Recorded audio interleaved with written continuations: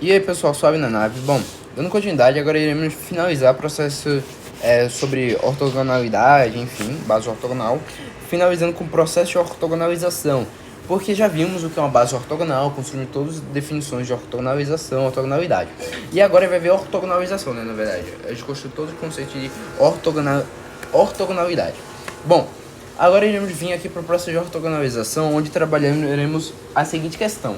Já vimos que podemos construir com um conjunto de vetores, cujos são ortogonais entre si, uma base ortogonal. E que essa base pode ser definida as matrizes coordenadas do vetor U pertencente ao espaço vetorial dessa base nessas coordenadas, beleza?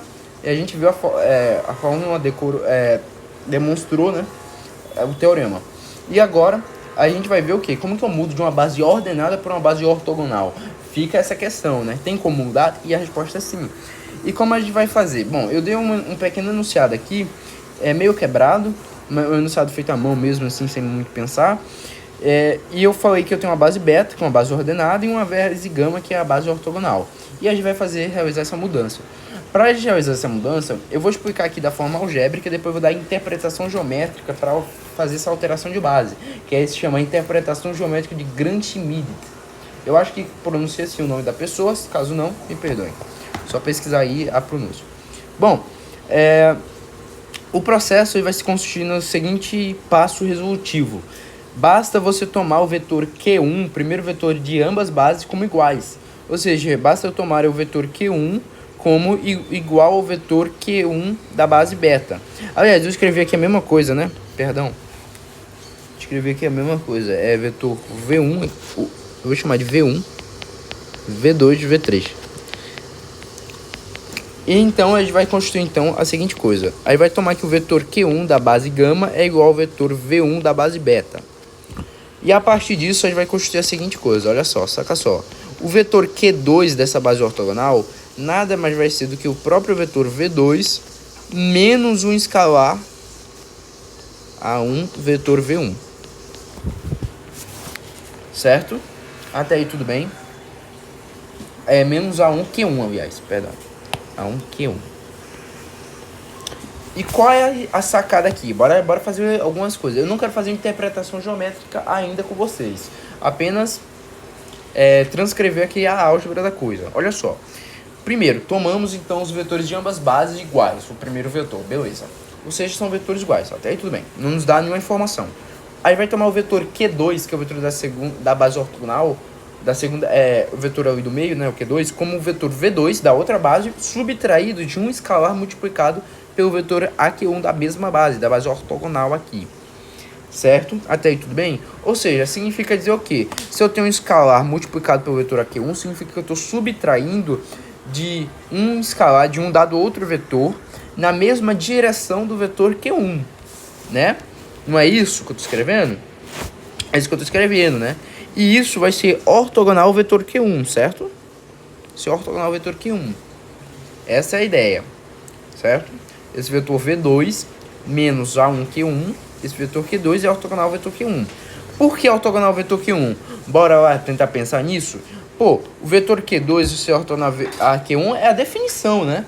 Veja, na base gama, se é uma base ortogonal, significa dizer que o conjunto de vetores são ortogonais entre si, ou seja, quer dizer que Q, um vetor Q dado, QI, é igual a zero o produto escalar entre eles, né?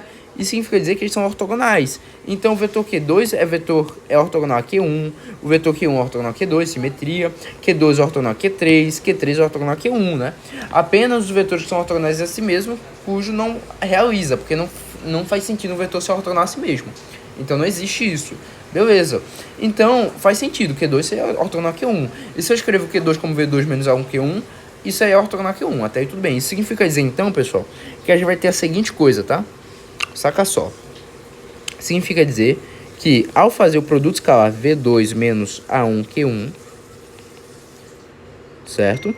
Isso aqui é pelo vetor Q1. Isso aqui é a mesma coisa do produto escalar Q2 Q1. E eu sei que isso é zero, certo? Perfeito. Se isso é zero, a gente vai realizar a distributiva daquele produto escalar ali. Então, teríamos V2, vetor V2, Q1. E teríamos esse produto escalar e teremos menos escalar A1, aí eu uso a propriedade da homogeneidade Q1, Q1. Até aí tudo bem? Igual a zero. Então teremos que esse escalar A1 dado aqui nada mais é do que o produto escalar V1, Q1, Q1, Q1. Até aí tudo bem? E como vai ser o próximo, né? Se eu quisesse obter agora o vetor Q3, né? Que a gente está realizando a mudança de base. Q3, né? Até aí tudo bem? Q3, então, vai ser obtido da seguinte forma. V3, tá? Mesma coisa. Menos. Aí a gente vai fazer a seguinte coisa aqui, tá, pessoal? A gente vai atribuir um outro escalar. Eu vou chamar esse escalar de B1, Q1. B1, Q1.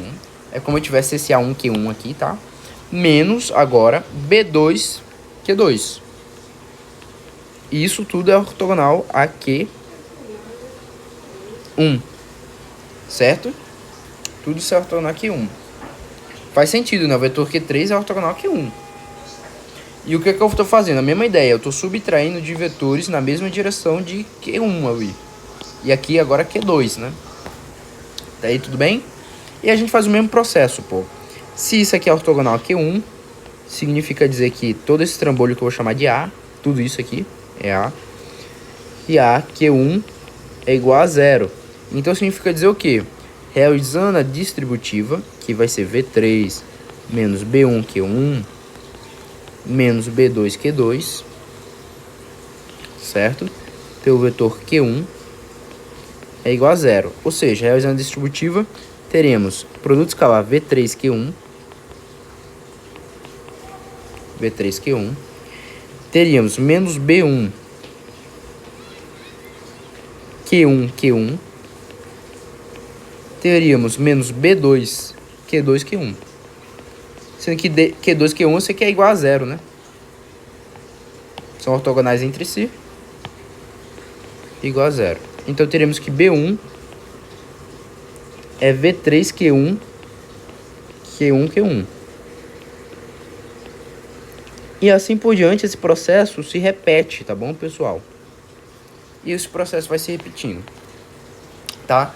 Isso aqui para mais base, né? E é assim que a gente realiza a transição de base, tá?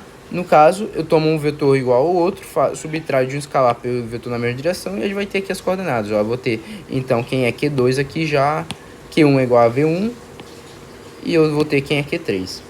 Substituindo B1 ali na igualdade, né? Bom, bora ver o porquê isso funciona? E o nome disso se chama interpretação geométrica de Gram-Schmidt, como eu tinha comentado. E a gente vai entender o porquê isso funciona. Bora lá.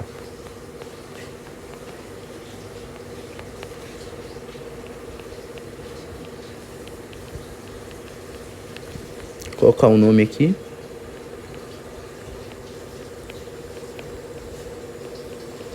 Acho que é assim que se escreve.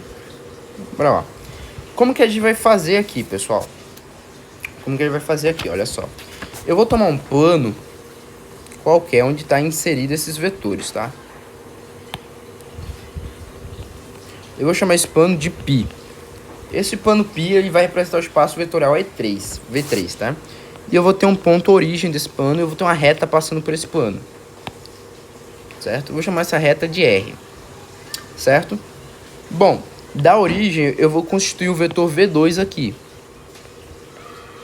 V2 e eu vou ter um V1 e eu vou ter um vetor Q1 aqui na direção de R. Mesma direção de R. Até aí tudo bem? Beleza. Saca só a genialidade, pessoal. Você vai projetar o vetor V2 na direção do vetor Q1. Fazendo uma projeção ortogonal. Gerando um vetor ômega 1. Certo? Bom. E você vai tomar quem? Quem eu sei que é ortogonal ao vetor Q1? O vetor Q2. Então, na verdade, esse vetor aqui, que seria a projeção, aí vai tomar sendo o vetor Q2. Sacou? E o porquê isso vai funcionar?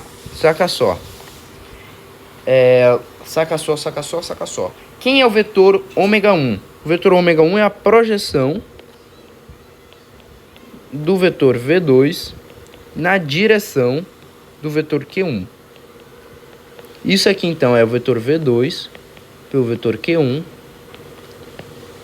vetor Q1 multiplicado por Q1, certo? Multiplicado pelo vetor Q1. Até aí tudo bem? Beleza? Dá pra entender, né? E o que ele vai fazer? Ele vai fazer que esse ômega 1 nada mais vai ser do que um vetor na mesma direção do vetor Q1. E a gente descobriu quem é esse lambda, que é o vetor projeção, certo? Beleza. Só pra gente ir relembrando alguns conceitozinhos. E o que acontece? Se eu faço o produto escalar do vetor ômega 1 pelo vetor Q2, eu sei que eles são ortogonais, então tem que resultar em zero. Certo? E você substitui o ômega 1 ali no que nós temos. Certo? E esse vetor Q2, que entendemos aqui, ele é a diferença entre o vetor V2 menos Q1, menos o ômega 1. Mas quem é ômega 1? É um vetor na mesma direção de Q1, ou seja, lambda Q1. Certo? E esse lambda eu já sei quem é aqui, né? Ou seja, vai ser V2 Q1. Esse vetor Q2 vai ser V2 Q1, que vai ser esse lambda, por Q1 Q1, vetor Q1. Eu vou ter o vetor V2 menos isso daqui. Isso aqui vai ser o vetor Q2. Certo? E esse vetor Q2 é ortogonal ao vetor Q1. Aí você faz o produto escalar exatamente entre Q2 e Q1.